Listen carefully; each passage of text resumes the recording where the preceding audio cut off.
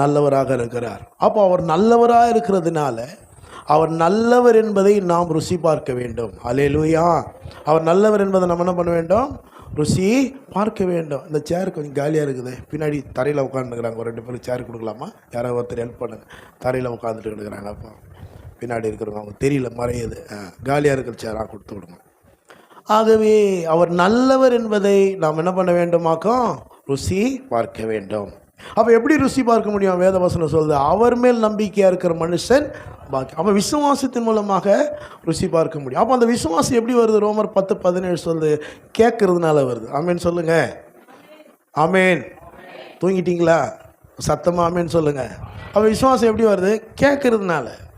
அப்போ வெற்றி வாழ்க்கை எப்படி சாத்தியம்? கேட்கறதுனால தான் இருக்குது. நிறைய பேருக்கு என்னென்னவோ முயற்சி பண்ணுறாங்க, அதை பண்ணலாம், இதை பண்ணலாம், எதை பண்ணலாம். சிம்பிளாக ஏசாமி வச்சுட்டு கேட்டால் போதும். ஆமேன்னு சொல்லுங்கள். வேறு எதையும் கேட்கக்கூடாது, வேறு எந்த சத்தையும் கேட்காம கர்த்தர் சொல்கிற வார்த்தையை கேட்டாலே போதும், வெற்றி வாழ்க்கை சாத்தியம். விதையை குறித்த ஒரு ஓமையை சொல்லும்போது கூட அதுதான் சொல்கிறார். கேட்குற விதத்தை கொஞ்சம் கவனிங்க. எதை கேட்குறீங்க?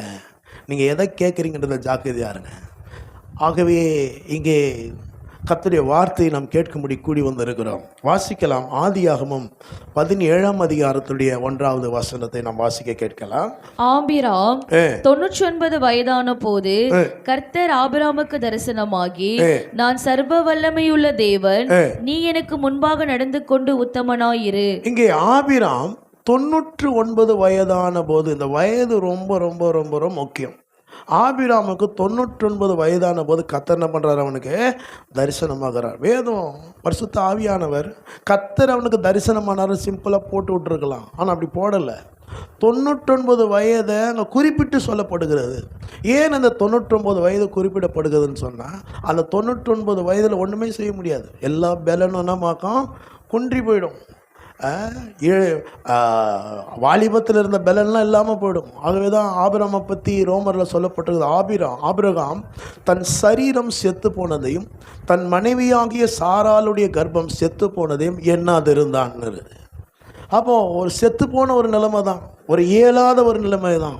அப்போ அந்த இயலாமையின் சூழ்நிலையிலே தேவன் ஆபிரகாமுக்கு தரிசனமாகி சொல்கிறாரு, நான் தான்ப்பா சர்வ வல்லமையுள்ள கடவுள்ன்றார்.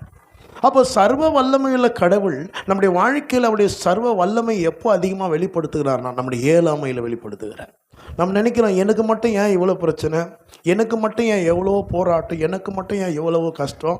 உலகத்தில் எல்லாமே நல்லா தானே இருக்கிறாங்க. வேதம் சொல்லுது, பொல்லாதவர்களை குறித்து எரிச்சல் அடையாதே, நியாயக்கேடு செய்கிறவர்கள் மேல் பொறாமை கொள்ளாதே, அவர்கள் பிள்ளை போல சீக்கிரமாக அறுப்புண்டு பசும் பூண்டை போல என்ன பண்ணுவாங்க? வாடி போவாங்க. கண்டிப்பாக அவங்களுடைய முடிவு அப்படிதான். புல் உலர்ந்து பூ நாயிடம் உதிர்ந்து போகும். அப்போது எப்போ ஆண்டவர் தம்முடைய வல்லமை அதிகமாக வெளிப்படுத்துகிறார்னா, நம்முடைய இயலாமை நேரத்தில். அப்போஸ்தலனாகிய பவுல் கூட ஜெபம் பண்ணுறாரு, இந்த முள் என்னை விட்டு நீங்கும்படி ஜெபம் பண்ணார். ஆண்டவர் சொல்கிறாராம், உன் பலவீனத்தில் என் பலன் பரிபூர்ணமாக விளங்கும். நீங்கள் எதை பலவீனமாக பார்க்குறீங்களோ கர்த்தர் அந்த பலவீனத்தில் தான் அவருடைய பலன் அனுப்புகிறார். ஹல்லேலூயா, ஹல்லேலூயா. பாருங்கள், இஸ்ரவேல் ஜனங்கள் எகிப்திலிருந்து கானானை நோக்கி பயணிக்கும் பொழுது செங்கடல் அவர்களுக்கு தடையாக இருந்தது. ஆனால் அவங்க கானானுக்கு போகிற வழி எங்கே தெரியுமா இருந்தது? அந்த செங்கடலுக்குள்ளே தான் இருந்தது. எத்தனை பேர் விசுவாசிக்கிறீங்க? எத்தனை பேர் நான் சொல்கிறது விளங்குதுன்னு தெரியல. கானானுக்கு போகிற வழிக்கு செங்கடல் தான் தடையாக இருந்தது. ஆனால் அவங்க தப்பி கொள்ளுகிறதான வழியும் செங்கடலுக்குள்ளே தான் இருந்தது. செங்கடல் 2ஆய் பிளந்த போது அதில் அவர்கள் தப்பி கொண்டு போனார். நீங்கள் எதை தடையாக பார்க்குறீங்களோ கர்த்தர் அந்த தடையில் தான் உங்கள் தலையை உயர்த்துகிறவராக இருக்கிறார். ஹல்லேலூயா, ஹல்லேலூயா. அப்போ இங்கே சொல்லப்படுகிறது, ஆபிராம் 99 வயதான போது. மோசே கூட ஆண்டவர் தான் சொல்கிறாரு. மோசே எல்லா பலத்தையும் இழந்துடுறாரு. 40 வயசில் ரொம்ப நல்லா இருக்கிறாரு, ஆக்டிவாக இருக்கிறாரு. அப்போ இஸ்ரவேல் ஜனங்களை மீட்கலான்னு வராரு, முடியல. இஸ்ரவேல் ஜனங்களை அவனை காட்டி கொடுத்துட்றாங்க. இப்போது எல்லாத்தையும் இழந்து அடுத்த 40 வருஷம் ஆடு மேய்ச்சிட்டு ஒன்றும் எல்லா பலனும் குன்றி போன நிலைமையில் ஆண்டவர் தரிசனமாகி சொல்கிறாரு, வாப்பா, உன்னை எகிப்தியரின் கைக்கு விடுதலையாக்கவும் அந்த தேசத்திலிருந்து அவர்கள் நீக்கவும் பாலும் தேனும் ஓடுகிற தேசத்துக்கு கொண்டு போய் சேர்க்க நான் இறங்கினேன்றாரு. இப்போ இவன் நம்ப முடியல. இவனுக்கு என்ன கேள்வினா, நான் நல்லா இருக்கும் போதே செய்ய விடலையே, இப்போ எல்லாத்தையும் இழந்து ஆட்டு பின்னாடி இருக்கிற இப்போ கூப்பிட்றீங்களே. அப்போ தான் ஆண்டவர் சொல்கிறாரு, பார், உன்னை பார்வோனுக்கு நான் தேவன் ஆக்கிட்டேன்றார். என்ன சொல்கிறாரு? பார்வோனுக்கு தேவன் ஆக்கிட்டான், ஆனால் நீ பார்க்காத வரைக்கும் உன்னால் வெற்றி வாழ்க்கை என்ன பண்ண முடியாது, வாழ முடியாது. உன் மனக்கண்களால் பார் அதை அப்படின்றார். அப்போது நம்ம எதுக்கெல்லாம் முடியல வரலன்னு நினைக்கிறோமோ கர்த்தர் அந்த இடத்துல அப்படியே மகிமை விளங்க செய்கிறவராக இருக்கிறார். ஹல்லேலூயா, ஹல்லேலூயா. வேதத்தில் தான் வாசிக்கிறோம், விசுவாசிச்சா தேவனுடைய மகிமை நீங்கள் கண்டிப்பாக பார்க்க முடியும். ஆமென், ஹல்லேலூயா. இதை தான் நான் பேச ஆரம்பித்தேன் இல்லையா? அப்போ நம்முடைய ஆண்டவர் எப்படிப்பட்டவர் சொன்னால், சர்வ வல்லமை உள்ளவர், எல்லாவற்றின் மேலும் அதிகாரமுடையவர். ஒன்றும் அவருக்கு கீழ்ப்படாததுன்னு ஒன்றும் கிடையவே கிடையாது. எல்லாமே அவருடைய கட்டுப்பாட்டுக்குள்ளே இருக்குது. அவர் நமக்கு தரிசனமாகி இந்த காலவேளை சொல்றார், நான் சர்வ வல்லமை உள்ள தேவன், என் சர்வ வல்லமை உனக்காக நான் வெளிப்படுத்துவேன். அப்போ சர்வ வல்லமையுள்ள தேவன் என்று சொல்லும் பொழுது எபிரேய வார்த்தை, எபிரேய வேத புத்தகத்தில் எல் ஷடாய் என்று அங்கே பயன்படுத்தப்பட்டிருக்கு. எல் ஷடாய், ஏல் என்றால் தேவன், ஷடாய் என்றால் தாயை போன்றவர். ஆமீன் சொல்லுங்க. சர்வ வல்லமையுள்ள தேவன் எப்படிப்பட்டவர்னா நமக்கு தாயை போன்றவராக இருக்கிறார். ஹல்லேலூயா, ஹல்லேலூயா. அந்த தாய்மார்களுக்கு தான் தெரியும் குழந்தை எதுக்கு அழுகுதுன்னு. அந்த அழுகிலேயே டிஃப்ரென்ஸை கண்டுபிடிக்கிறது அவங்க ஒருத்தர் தான். ஆமீன் சொல்லுங்க. ஹல்லேலூயா. நம்ம இருதயத்தில் சில வேண்டுதல்களை வச்சுருக்கலாம், விருப்பங்களை வச்சுருக்கலாம், வெளியில் சொல்லாமல் இருக்கலாம், ஆனால் கர்த்தர் அதையும் அறிந்து வைத்திருக்கிறார். ஹல்லேலூயா. வேதம் சொல்லுகிறது, கர்த்தரிடத்தில் மன மகிழ்ச்சியாயிரு, அவர் இருதயத்தின் வேண்டுதல்களை உனக்கு அருள் செய்கிறவராக இருக்கிறார். ஹல்லேலூயா. அப்போது இந்த எல் ஷடாய் தேவன் தாயை போன்றவர் என்று சொல்லி நாம் படிக்க ஆரம்பித்தோம். அது மாத்திரமல்ல, சர்வ வல்லவரை சேவிக்க வேண்டும் என்று சொல்லி நாம் படித்தோம் இல்லையா? சர்வ வல்லவர். ஏன்னா இங்கே ஆபிரகாமுக்கு என்ன சொல்கிறாரு, நீ எனக்கு முன்பாக நடந்து கொண்டு உத்தமனாயிரு. ஆபிராம் 99 வயதான போது கர்த்தர் ஆபிராமுக்கு தரிசனமாகி சொல்கிறாரு, நான் சர்வ வல்லமையுள்ள தேவன், நீ எனக்கு முன்பாக நடந்து கொண்டு எப்படி இருக்கணும், உத்தமமாய் நடக்க வேண்டும். அந்த உத்தமமான வாழ்க்கை ரொம்ப முக்கியம். வேதம் சொல்லுகிறது, தம்மை பற்றி உத்தம இருதயத்தோடு இருக்கிறவர்களுக்கு தம்முடைய வல்லமையை விளங்க பண்ணுகிறாராம். அப்படி தம்முடைய வல்லமை விளங்கப்படும்படி கர்த்தருடைய கண்கள் பூமி எங்கும் உலாவிக் கொண்டிருக்கு. அப்போ அந்த உத்தமமாய் நடக்கிறவன் எப்படி நடக்கிறான், பத்திரமாய் நடக்கிறான்னு படித்தோம் இல்லையா? அப்போ சர்வ வல்லவரை சேவிக்க அவர் யாருன்னா, அவரிடத்தில் ஜெபிக்கிறதுனால் எனக்கு என்ன பிரயோஜனம் உண்டு? சர்வ வல்லவருடைய அந்த நிழல் நம்மை சூழ்ந்து கொண்டிருக்கிறது. 91ஆம் சங்கீதத்திலே மோசே அங்கே சொல்லுகிறார், உன்னதமானுடைய மறைவில் இருக்கிறவன் சர்வ வல்லவருடைய நிழலில். நம்ம எல்லாம் எங்கே இருக்கிறோம்? எப்போ இந்த ஏசப்பாவை ஏற்றுக்கிட்டோமோ, உன்னதமானுடைய மறைவுக்குள்ளே எப்போ நீங்கள் வந்தீங்களோ அப்போவே சர்வ வல்லவருடைய நிழல் உங்களை சூழ்ந்து கொண்டது. ஹல்லேலூயா, ஹல்லேலூயா. அப்போ அந்த சர்வ வல்லவரை நாம் சேவிக்க வேண்டும். சேவிக்கும் என்றால் என்னென்னா, வாழ்க்கையில் எல்லா பகுதியிலையும் தெய்வத்துக்கு மாத்திரம்தான் முக்கியத்துவம் கொடுக்கணும். ஆமேன்னு சொல்லுங்கள். வேறு எதுக்கும் முக்கியத்துவம் கொடுக்கக்கூடாது. நானும் என் வீட்டாருமோ வென்றால் யாரை சேவிப்போம்? கர்த்தரையே.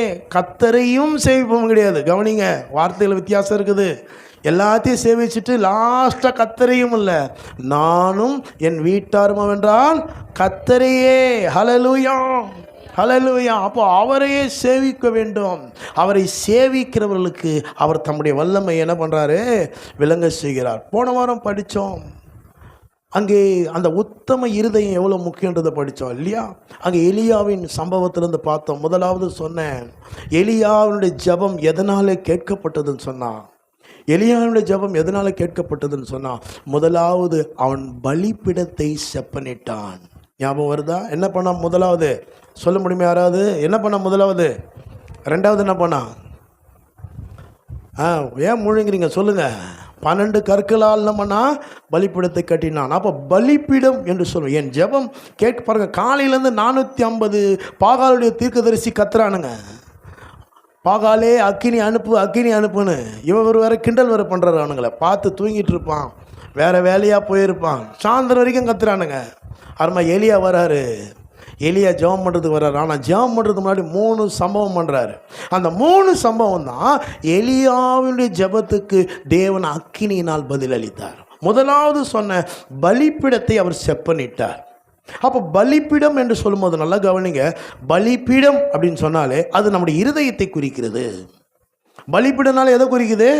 நம்முடைய இருதயம், நம்ம ஹார்ட் பம்ப் பண்ணுது பாரு, அந்த இருதயம் இல்லை, நம்முடைய மனது, ஆழ் மனதை குறிக்கிறது. அப்போ என்னுடைய இருதயம் எப்படிப்பட்டதாக இருக்கிறது இன்னைக்கு? ஏன்னா வேதம் சொல்லுது இருதயமே திருக்குள்ளதும் கேடுள்ளதுமா இருக்குது. ஆண்டவர் கூட நம்மளை அழைக்கும் போது எப்படி அழைக்கிறாரு? என் மகனே, ஓ கண்ணை எனக்கு தா, உன் காதை எனக்கு தான். நான் சொன்னார், எதை கேட்குறாரு? உன் இருதயத்தை எனக்கு தான்றாரு. அப்போ இருதயம் ஆண்டவருக்கு ரொம்ப முக்கியம். என்னுடைய மனம் அவருக்கு ரொம்ப முக்கியம். என்னுடைய ஆழ்மனது ரொம்ப முக்கியம். அதில் ஆண்டவர் மாத்திரம்தான் ராஜாவாக வீட்டு இருக்க வேண்டும். ஹல்லேலூயா. அப்போ முதலாவது அவர் எதை சரி செஞ்சாருன்னு சொன்னா, பலிபீடத்தை சரி செய்தார். நான் கூட சொல்றேன், உங்கள் ஜெபம் ஏன் கேட்கப்படவில்லை என்று சொன்னால் உங்கள் இருதயத்தை ஆராய்ந்து பாருங்கள். ஆகவேதான் கம்யூனியன் கொடுக்கும்போது சொல்றோம், நம்மை நாமே நிதானித்து அறிந்தால் நாம் நியாயம் திருக்கிறதில்லை. மற்றவங்களை நம்ம நியாயம் திருக்கிறதுக்கு முன்னாடி நம்மை நாம் என்ன பண்ணோம்? நிதானிக்க வேண்டும். ஹல்லேலூயா, ஹல்லேலூயா. யோவான் அப்போஸ்தலன் சொல்கிறாரு, நம்முடைய பாவங்களை சுத்திகரிக்கிறதற்கு அவர் உண்மையும் நீதியும் உள்ள தேவனாக இருக்கிறார். மறைக்கிறவன் என்ன பண்ண முடியாது?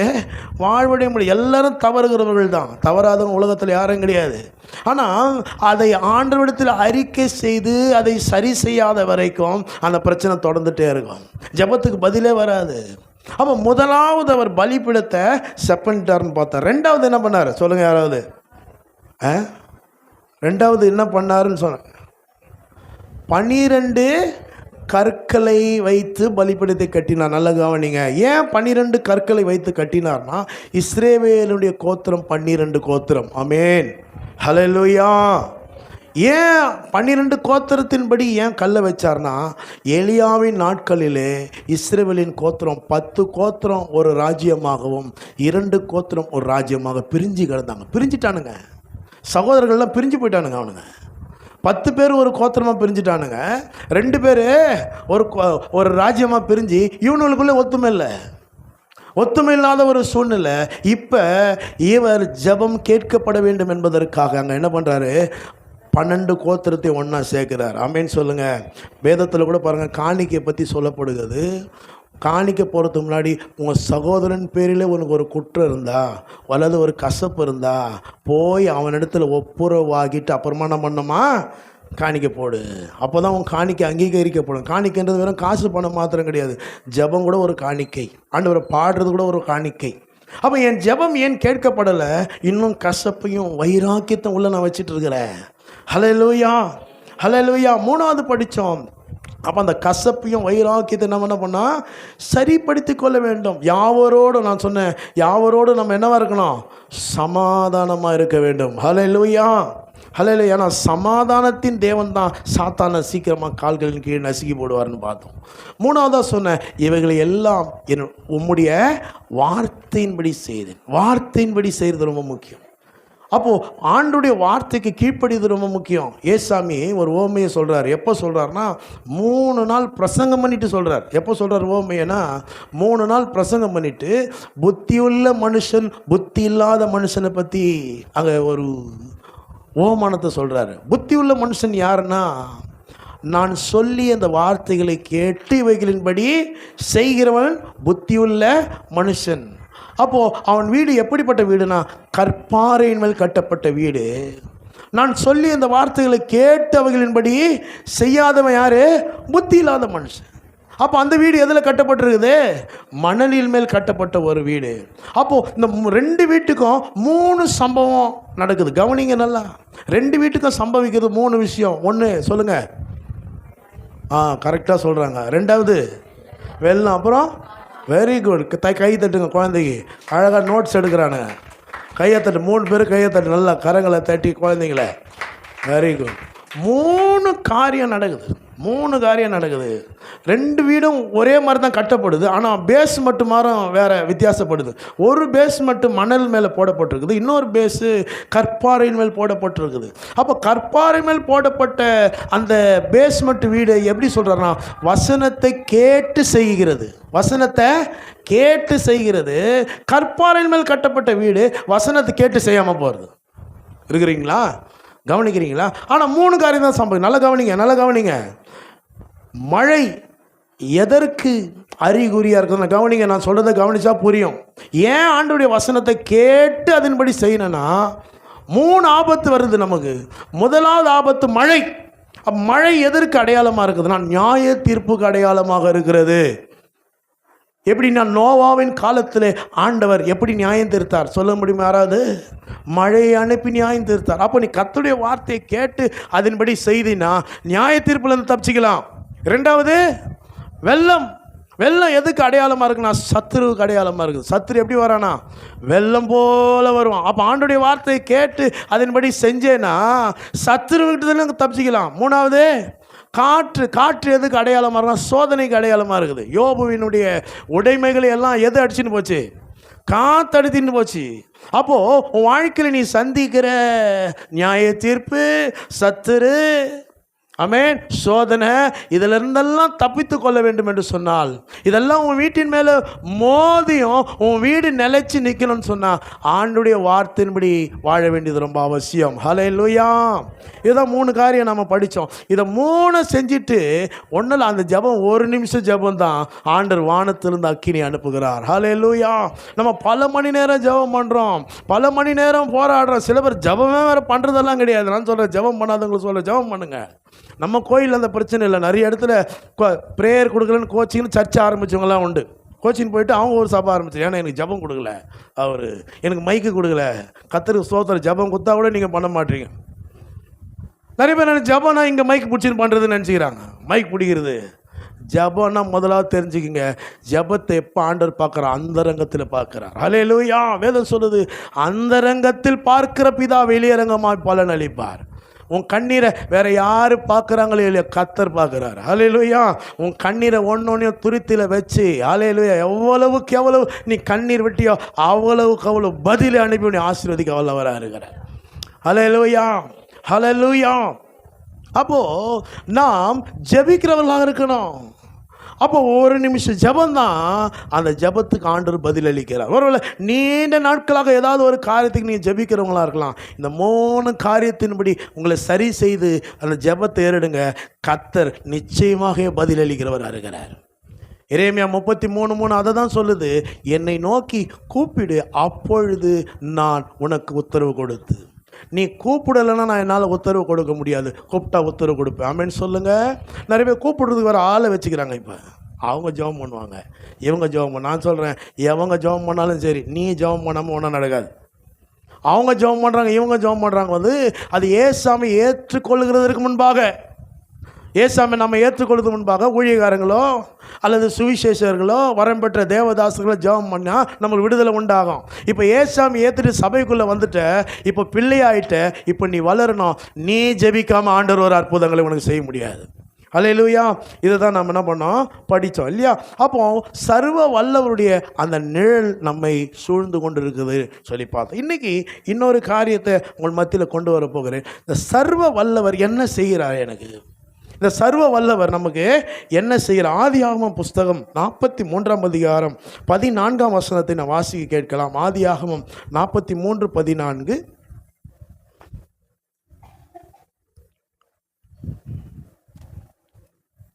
அந்த மனிதன் அங்கிருக்கிற உங்கள் மற்ற சகோதரனையும் பென்யமீனையும் உங்களுடனே அனுப்பிவிடும்படிக்கு சர்வ வல்லமையுள்ள தேவன் அவன் சமூகத்தில் உங்களுக்கு இரக்கம் கிடைக்க பண்ணுவாராக. போதும். இங்கே என்ன நடக்குதுன்னா, இப்போ என்ன கவனிங்க, எல்லாம் பார்த்துட்டீங்களா? கவனிங்க, இங்கே என்ன நடக்குதுன்னு சொன்னால், யாக்கோபு அங்கே கானான் தேசத்தில் குடியிருக்கிறாரு.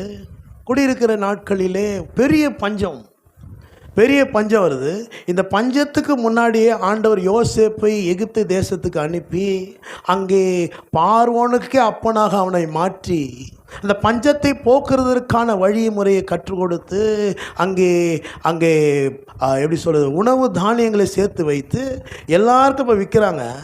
இப்போது இந்த யாக்கோபனுடைய பிள்ளைகளும் கேள்விப்பட்டு எகிப்து தேசத்துக்கு போய் அங்கே உணவு தானியங்களை வாங்குறாங்க. வாங்கும் பொழுது யோசேப்புக்கு தெளிவாக தெரிஞ்சு போது இது என்னுடைய சகோதரர்கள் தெரிஞ்சு அவங்ககிட்ட சும்மா ஒரு சின்ன விளையாட்டு காட்டுறதுக்காக என்ன பண்ணுறான், அவங்களுக்கு உள்ள மூட்டையில் அவங்களுடைய பணத்தையும் போட்டு அவனுடைய ஒரு சகோதரனுக்கு சிமியோன் என்கிறவனுடைய மூட்டையில் அவன் திராட்சை ரசம் குடிக்கிற ஒரு பாத்திரத்தை வச்சு அனுப்பிடுறான். இப்போ வேணுனே இவங்களை செக் பண்ணி அவனை பிடிச்சி நீங்கள் எங்கள் தேசத்தை வேவு பார்க்க வந்தீங்கன்னு சொல்லி சிமியோனை பிடிச்சி என்ன பண்ணுறாரு, ஜெயிலில் வச்சுட்டு போய் உங்கள் வீட்டில் எத்தனை பேருன்னு கேட்குறாரு. இவருக்கு தெரியும், ஏன்னா அவங்க அப்பாவை பார்க்கணும், தம்பியை பார்க்கணுன்னு ஆசையாக இருக்குது அவருக்கு. ஆகவே உங்கள் வீட்டில் எத்தனை பேருன்னு கேட்குறாரு. எங்கள் அப்பா இருக்காரு, இன்னும் ஒரு தம்பி இருக்கிறான், நீங்கள் போய் அந்த தம்பியை கூட்டின்னு வந்தால் தான் இவனை விடுவேன்றாரு.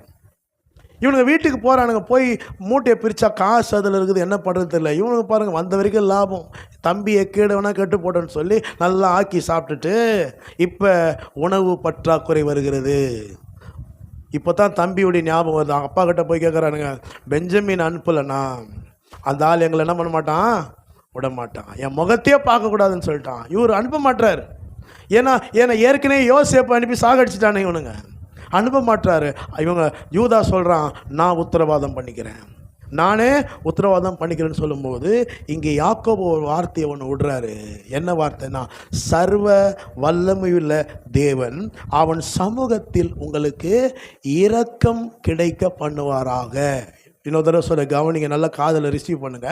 சர்வ வல்லமையுள்ள தேவன் அவன் சமூகத்தில் உங்களுக்கு இரக்கம் கிடைக்க பண்ணுவாராக. நான் சொன்னேன், சர்வ வல்லமையுள்ள தேவன் என்ன பண்ணுவார்னா அவருடைய நிழலில் நம்ம இருக்கிறோன்னு பார்த்தோம். இப்போ என்ன பார்க்குறோன்னா, சர்வ வல்லமையுள்ள தேவன் நீங்கள் போகிற இடத்துலெல்லாம் எங்கெல்லாம் போகிறீங்களோ, ஒருவேளை வேலைக்கு போகலாம், ஒருவேளை இன்டர்வியூவுக்கு போகலாம், ஒருவேளை படிக்க போகலாம், அல்லது ஒரு இடத்துல வீடு இருக்கலாம், அல்லது ஒரு அதிகாரியை சந்திக்க போகலாம், அல்லது ஒரு பெரிய ஆளை சந்திக்க, அவர் மோசமான ஆளாக இருந்தாலும் கூட, எரிச்சல் உள்ள ஆளாக இருந்தால் கூட, கிறிஸ்தவங்கனாவே அவர் கோவம் வர ஆளாக இருந்தால் கூட, சர்வ வல்லமையுள்ள தேவன் நீங்கள் போனீங்கன்னா எப்படிப்பட்ட ஆளாக இருந்தாலும் அவர்கள் கண்களில் உங்களுக்கு இரக்கம் கிடைக்க செய்கிறவராக இருக்கிறார். ஹல்லேலூயா, ஹல்லேலூயா. பாருங்கள், மனுஷர் எப்போ தெரியுமா உங்களுக்கு விரோதமாக எழும்புவாங்க, சத்துருக்கள் எப்படி தெரியுமா உருவாகுவாங்க, நீங்கள் கொஞ்சம் கீழே விழுந்துட்டிங்கன்னா உருவாக மாட்டாங்க, உங்களுக்கு ஹெல்ப் பண்ணுவாங்க, கை கொடுத்து தூக்குவாங்க. கொஞ்சம் நல்லா ஆகிட்டிங்கன்னா, ஏது ரொம்ப கூட இல்லை, கொஞ்சம் அப்படி தலை தூக்க ஆரம்பிச்சிங்கனாவே கன்ஃபார்மாக முடிவு பண்ணிங்க, சத்துரு எழும்புவாங்க கண்டிப்பாக. நீங்கள் கொஞ்சம் நல்ல புடவை கட்டியோ இல்லை நல்ல ட்ரெஸ்ஸு போட்டோ, ஒன்றெல்லாம் சிரித்த முகமாக இருந்தாலே இப்போ சில பேர் சிரிப்பே பிடிக்காது. என்ன அவங்க சிரிச்சுன்னுக்கிறாங்க, எப்படியாவது சிரிப்பை கற்றுணும்.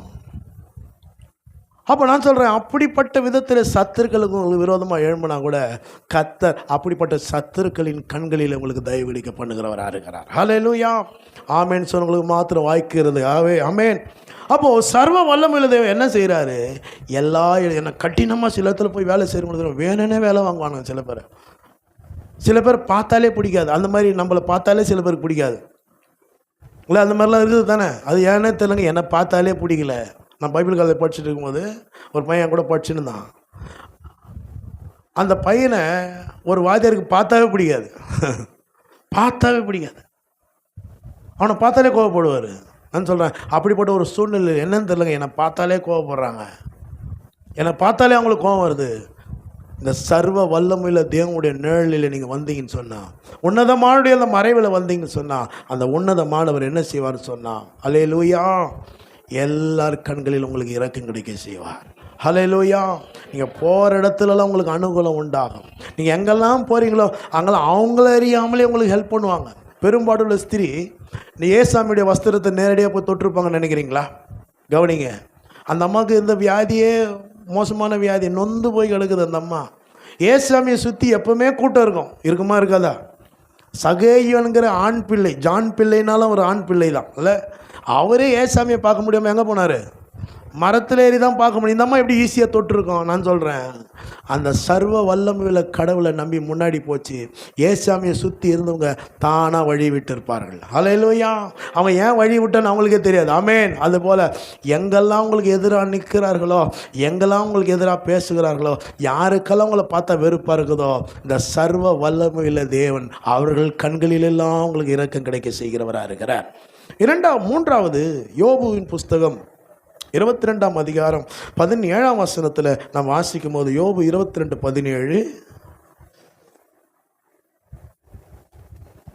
தேவன் அவர்களை தேவன் அவர்கள் வீடுகளை நன்மையால் நிரப்பியிருந்தாலும் அவர்கள் அவரை நோக்கி எங்களை விட்டு விலகும், சர்வ வல்லவராலே எங்களுக்கு என்ன ஆகும் என்றார்கள். இங்கே ஒரு சம்பவத்தை சொல்றாரு. தேவன் அவர்கள் வீடுகளை நன்மையால் நிரப்பியிருந்தாலும்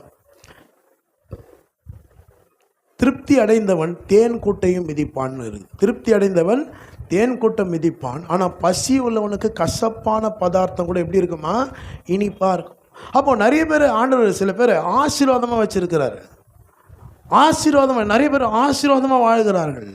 அவங்க என்ன நினைக்கிறாங்கன்னா, கடவுளே எங்களுக்கு தேவையில்லைண்ணா. அமெரிக்கா போன்ற தேசத்துலலாம் கோயிலுங்க காலியாக இருக்குது இன்றைக்கி. அவங்க என்ன நினைக்கிறாங்க, கடவுளே தேவையில்லை. இப்போ சமீபத்தில் ஒரு கிருஷ்ணர் ஜெயந்தி வந்தது இல்லையா? ஸ்காட்லாண்டில் ஒரு சர்ச்சுக்குள்ளே கிருஷ்ணர் ஜெயந்தி நடத்துகிறாங்க. ஏன்னா சர்ச்சே நடக்குது இல்லையா, ஆளே வருது இல்லை.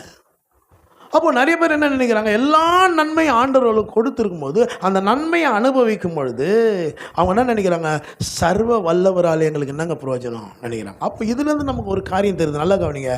ரெண்டாவதாக பார்த்தோம், சர்வ வல்லமையுள்ள தேவன் எல்லார் கண்களையும் இறக்கம் கிடைக்க பண்ணுறாரு. மூணாவதாக ஒரு காரியத்தை சொல்கிறேன், சர்வ வல்லமையுள்ள தேவன் உங்கள் வீடுகளை நன்மையால் நிரப்புகிறவராக இருக்கிறார். ஆமேன், ஆமேன். சத்தமாக தூங்கிட்டீங்களா? உங்கள் வீடுகளை எப்படி நிரப்புவாரா?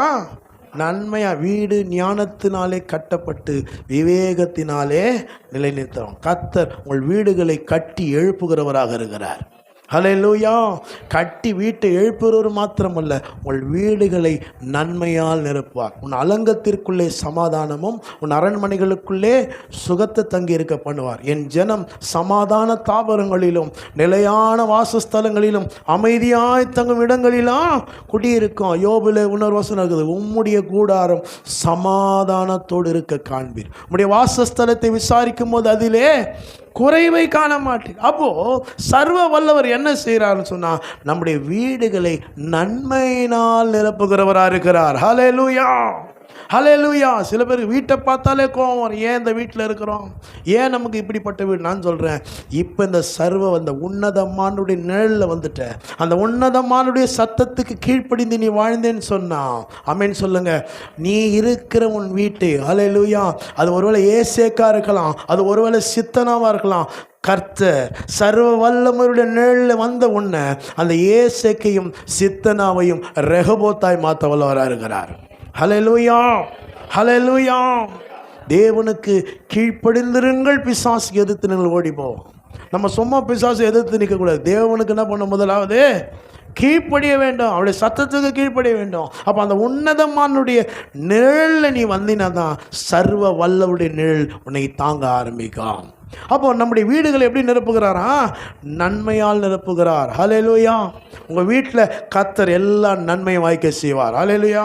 103ஆம் சங்கீதத்தில் ஆத்மாவை கர்த்தரை சோதரி சொல்லும்பொழுது, அவர் உன் அக்கிரமங்களை எல்லாம் மன்னித்து உன் நோய்களை எல்லாம் குணமாக்கி உன் பிராணனை அழிவுக்கு விலக்கி மீட்டு கிருபையினாலும் இரக்கங்களினாலும் முடிசூட்டி நன்மையினால், எல்லாம் சொல்லுங்க, நன்மையினால் எதை திருப்தி ஆக்குகிறார்?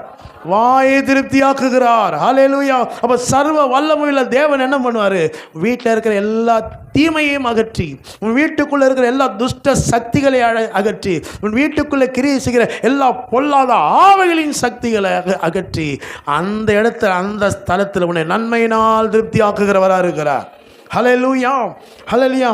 அங்கே நான்காவதாக நாம் பார்க்கும் பொழுது, அதே 22ஆம் யோபு 22ல் 23ஆம் வசனத்தை வாசிங்க. யோபு 22. சர்வ வல்லவரிடத்தில் மனம் திரும்பினால் திரும்ப கட்டப்படுவீர், அக்கிரமத்தை உமது கூடாரத்துக்கு தூரமாக்குவீர். 28 வாசிங்க. அப்படியே 28. நீர் ஒரு காரியத்தை நிர்ணயம் பண்ணினால் அது உமக்கு நிலைவரப்படும், உம்முடைய பாதைகளில் வெளிச்சம் பிரகாசிக்கும்.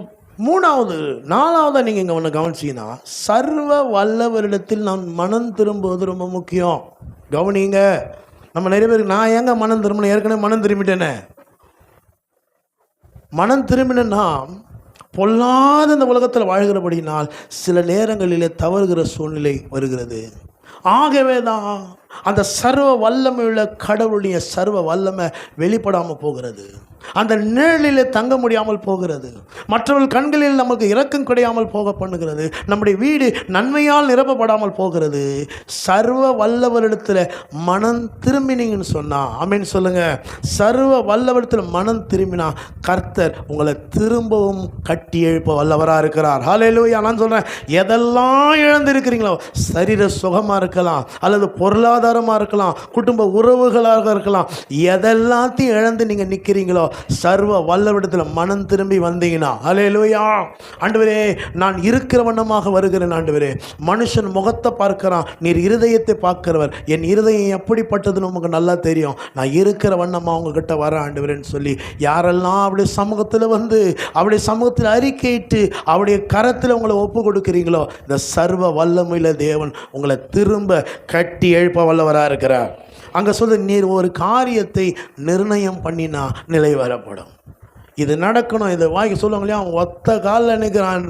அது மாதிரி எந்த காரியத்தை குறித்து ஒத்த காலில் நிற்கிறீங்களோ, கர்த்தர் அதை என்ன பண்ணுவாராக்கா வாய்க்க செய்வார். ஏசாயா தீர்க்கதரிசியின் புஸ்தகம் 1ஆம் அதிகாரம், ஏசாயா தீர்க்கதரிசியின் புஸ்தகம் 1ஆம் அதிகாரம்,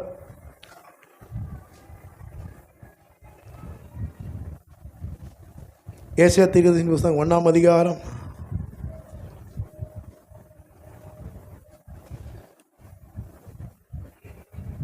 16ஆம் வசனம் வாசிங்க. 16ஆம் வசனத்தில் உங்களை கழுவி சுத்திகரியுங்கள், உங்கள் கிரியைகளின் பொல்லாப்பை என் கண்களுக்கு மறைவாக அகற்றிவிட்டு தீமை செய்தலை விட்டு ஓயுங்கள். வழக்காடுவோம். நன்மை செய்யப்படியுங்கள், நியாயத்தை தேடுங்கள், ஒடுக்கப்பட்டவனை ஆதரித்து திக்கற்ற பிள்ளையின் நியாயத்தையும் விதவையின் வழக்கையும் விசாரியுங்கள். வழக்காடவும் வாருங்கள் என்று கர்த்தர் சொல்லுகிறார். உங்கள் பாவங்கள் சிவரேன்றிருந்தாலும் உறைந்த மழையை போல் வெண்மையாகும், அவைகள் இரத்தாம்பரம் சிவப்பா இருந்தாலும் பஞ்சை போலாகும். 19 வாசிங்க. நீங்கள் மனம் பொருந்தி செவி கொடுத்தால் தேசத்தின் நன்மையை புசிப்பீர்கள். ஆண்டவர் சொல்றாரு, நீங்க முன்னாடி உள்ள வசனத்தெல்லாம் போய் வாசித்தீங்கன்னா அங்க போடப்பட்டிருக்குது, இனி வீண் காணிக்கைகளை கொண்டு வர வேண்டாம், தூபம் காட்டுதல் எனக்கு அருவருப்பாக இருக்குது. நீங்கள் அக்கிரமத்தோடு ஆசரிக்கிற மாத பிறப்பையும் ஓய்வு நாளையும் சபை கூட்டத்தையும் நான் இனி சகிக்க மாட்டேன். உங்கள் மாத பிறப்புகளையும் உங்கள் பண்டிகைகளையும் என் ஆத்துமா வெறுக்கிறது. அவைகள் எனக்கு வருத்தமாக இருக்கிறது, அவைகளை சுமந்து இளைத்து போனேன். நீங்கள் கவனிங்க, நீங்கள் உங்கள் கைகளை விரித்தாலும் என் கண்களை உங்களை விட்டு மறைக்கிறேன். நீங்கள் மிகுதியாய் ஜெபம் பண்ணினாலும் கேளேன், உங்கள் கைகள் இரத்தத்தினால் நிறைந்து இருக்குது. அப்போ என்ன பண்ணணும்னு சொல்றார் 16ஆம் வசனத்துல, உங்களை கழுவி சுத்திகரியுங்க. என்ன பண்ணணுமா? நம்மளை கழுவி, சர்வ வல்லவரது நம்ம உங்களை கழுவி சுத்திகரியுங்கள், உங்கள் கிரியைகளின் பொல்லாப்பை என் கண்களுக்கு மறைவாக அகற்றிவிட்டு தீமை செய்தலை விட்டு ஓயுங்கள், நன்மை செய்ய படியுங்கள். நன்மை செய்யறதுக்கு என்ன பண்ணணுமா? படிக்கணும். நன்மை செய்ய படியுங்கள், நியாயத்தை தேடுங்கள், ஒடுக்கப்பட்டவனை ஆதரித்து திக்கற்ற பிள்ளையின் நியாயத்தையும் விதவையின் வழக்கையும் விசாரியுங்கள், வழக்காடுவோம் வாருங்கள் என்று கர்த்தர் சொல்லுகிறார். உங்கள் பாவங்கள் சிவேர் என்று இருந்தாலும், ஆமென் சொல்லுங்க, ரொம்ப கொடுமையாக இருந்தாலும் உறைந்த மழையைப் போல வெண்மையாகும், அவைகள் இரத்தாம்பர சிவப்பாக இருந்தாலும் பஞ்சை போல ஆகும். நீங்கள் மனம் பொருந்தி செவி கொடுத்தால். மனம் பொருந்தணும். சர்வ வல்லவரிடத்தில் மனம் திரும்புறது என்ன தெரியுமா? மனம் எங்கே பொருந்தணும்? கர்த்தருடைய சமூகத்தில் பொருந்தணும். இந்த வசனத்தை கேட்கும்பொழுது இது மனுஷர் வசனமாக கேட்கக்கூடாது. என்ன தான் சொன்னார், என்னை பார்த்து தான் சொன்னார், இல்லை, வசனத்தை கேட்கும் போது தேவ வசனமாக கேட்க வேண்டும். ஹல்லேலூயா. உங்கள் மனம் தேவனிடத்திலே பொருந்தும் பொழுது தேவன் தேசத்தினுடைய நன்மைகளை உங்களை அனுபவிக்க செய்வார். ஏன் தேசத்தினுடைய நன்மையை நம்மால் அனுபவிக்க முடியல? சங்கீதக்காரன் சொல்றாரு, நான் ஜீவனுள்ளோர் தேசத்தில் நன்மையை சுதந்திரிப்பேன் என்று விசுவாசியாதிருந்தால் கெட்டு போயிருப்பேன். அப்போ அந்த ஜீவனுள்ள தேசம் சியோன் என்கிற தேசம், சியோனிலிருந்து ஆசீர்வதிக்கிறார். அந்த சியோனின் ஆசீர்வாதங்களை என்னால் ஏன் அனுபவிக்க முடியலன்னா, அங்கே வேதம் சொல்லப்படுகிறது, என்னுடைய அக்கிரமங்கள், என்னுடைய மீறுதல்கள், தேவனுக்கு விரோதமாக நான் செய்கிற காரியங்கள், பாவம் 3 தான். பாவம் வேறு ஒன்றும் கிடையாது. கண்களின் இச்சை, மாம்சத்தின் இச்சை, ஜீவனத்தின் பெருமை. கிறிஸ்தவங்க கண்களின் இச்சையை ஜெயிச்சிட்டாங்க, மாம்சத்தின் இச்சையை கூட ஓரளவுக்கு ஜெயிச்சிடறாங்க. ஆனால் எங்கே தெரியுமா பிசாசு செக்கே வச்சிருக்கிறான்? ஜீவனத்தின் பெருமை. அது தெரியல. அந்த ஜீவனத்தின் பெருமை என்ன? நீங்கள் என்ன சொல்கிறது நானா கேட்குறது. நோ அட்வைஸ், யாரும் அட்வைஸ் பண்ணக்கூடாது. அப்போ இந்த ஜீவனத்தின் பெருமை என்கிற இந்த செக்கை வச்சு தேவன் உங்களுக்கு சம்பாதித்து வைத்த, தேவன் உங்களை திரும்ப கட்டி எழுப்ப விரும்புகிறார். இது தடையாக இருக்குது. கர்த்தர் இந்த காலையில் உங்களோடு பேசுகிறாரு. உங்கள் இருதயத்தை சுத்திகரிங்கள். உங்கள் பாவம் சிவர் என்று இருந்தாலும் சரி, ஆனால் அவருடைய சமூகத்தில் வந்து அவைகளை அறிக்கை செஞ்சீங்கன்னா வெண்பஞ்சை போல் அவைகளை வெண்மையாக்க வல்லவர். ஹல்லேலூயா சொல்லிட்டு சொல்கிறாரு, மனம் பொருந்தி செவி கொடுத்தாள். ஆகதான் அங்கே யோபு சொல்கிறாரு, சர்வ வல்லவரிடத்தில் மனம் திரும்பினால் திரும்ப கட்டப்படுவீர். ஆமென். ஹல்லேலூயா. உங்களை திரும்பி கட்டி எழுப்பி உங்களை ஏளனமாக பார்த்தவங்க மத்தியில், உங்களை குறித்து விமர்சித்தவங்க மத்தியில் கர்த்தர் உங்களை திரும்ப கட்டி எழுப்பி நிற்க வைக்க வல்லவராக இருக்கிறார். ஹல்லேலூயா, ஹல்லேலூயா. எத்தனை பேருக்கு விளங்குது நம்ம என்ன சொல்கிறோம்?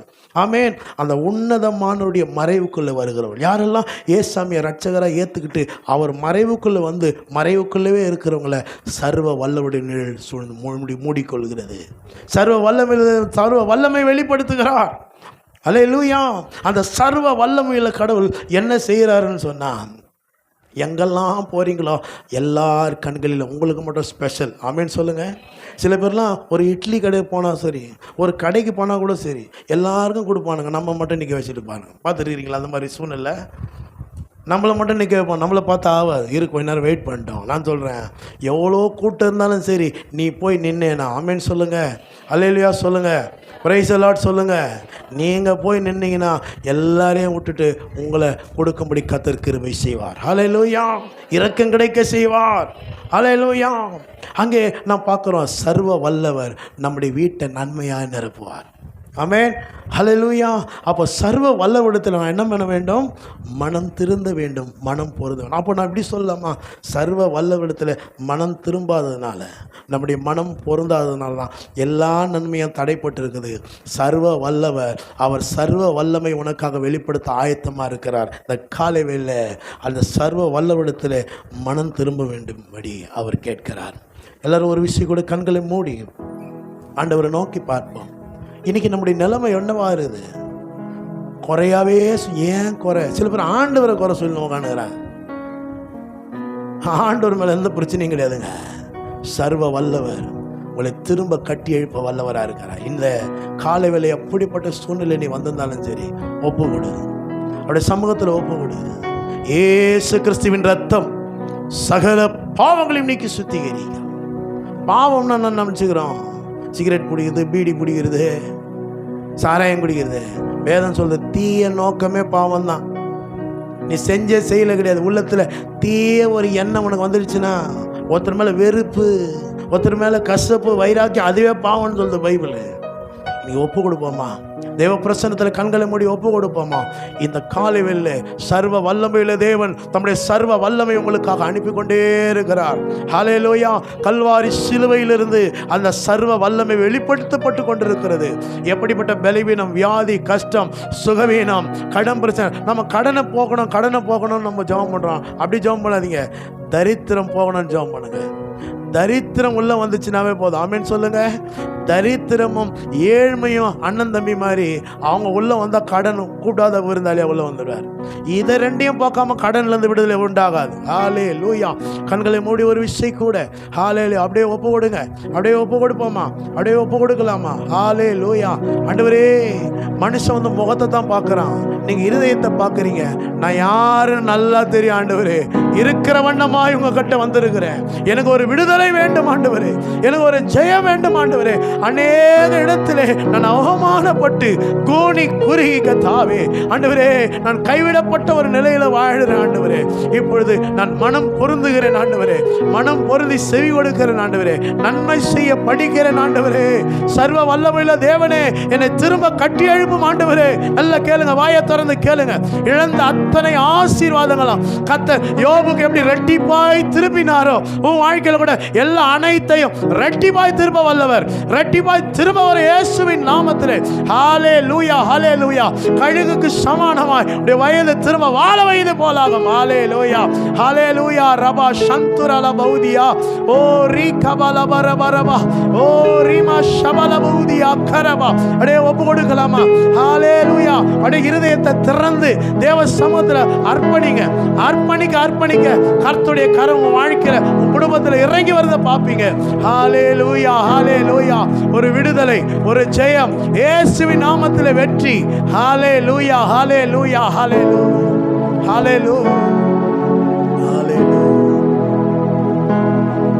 போராட்டம், சோதனை, நிந்தை, அவமானம் ஓரமாய் வந்தோம் கிருபையில் நிலைக்க.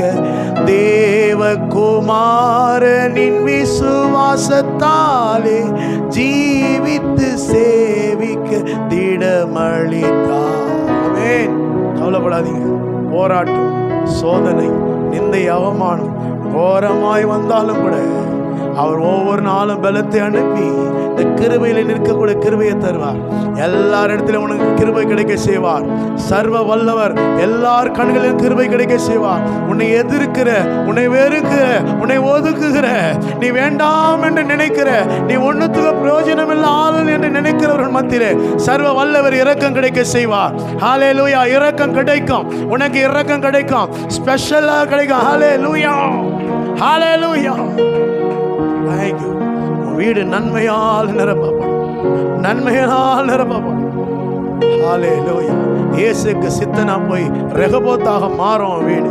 கூச்சல், குழப்பம், பிரச்சனை, போராட்டம், வியாதி, கண்ணீர், கவலை எல்லாம் வீடுகளை விட்டு அகன்று போவதாக. ஹல்லேலூயா.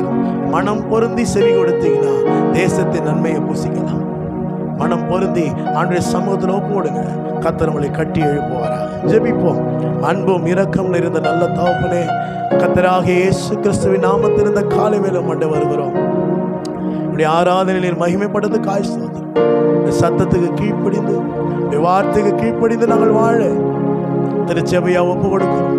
சர்வ வல்லவர் எல்லார் கண்களிலும் எங்களுக்கு இரக்கம் கிடைக்க செய்து காய் ஸ்தோத்திரம். சர்வ வல்லவர் எங்கள் வீடுகளை நன்மையால் நிரப்புவதற்காக ஸ்தோத்திரம். சர்வ வல்லவர் எங்களை திரும்ப கட்டி அழிப்பதற்காக ஸ்தோத்திரம்.